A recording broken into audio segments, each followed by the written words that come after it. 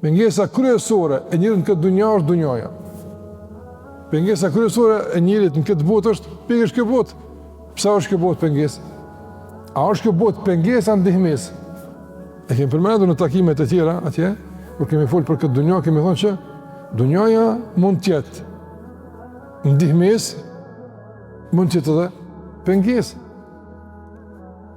Zbukuritë e dunjas, mirësitë e dunjas, gjitha këto që Allah ka kriju në dunja, për njëri mund me konë ndihmës, i ndihmon me shku tek Allahu te barekuhu. Pse? Të përmes begative e njeh Allahun xhalla xhelaluhu, e madhon Allahun te barekuhu teala, bëhet falëndërues, i shfrytëzon begatit dhe i ndihmon të tjerë me këto begati, atëherë kjo dunja bëhet ndihmës. Mirë, pa mund të jetë pengesë, ku njëri habitet pas saj, mashtrohet me të, jepet pas saj, krejt jetën e kushton këtë dunja me fitu, shkrihet në këtë dunja komplet, nuk mendon se ka udhtim për të dunjaja, nuk kupton se është krijuar për diçka për të kësaj, mbetet i bllokuar në këtë dunja, në mirësitë e dunjas, i habitur në begatit dhe sërit e kësaj dunjaje, atëherë padyshim se në këtë aspekt dhe në këtë formë dunja bëhet pengesë për të.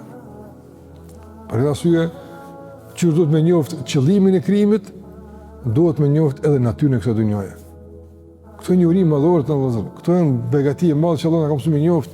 Njerëz vallahi lindin e vdesin nuk i din këto sana. Pse në këtë dunjë? Nuk e kuptojnë.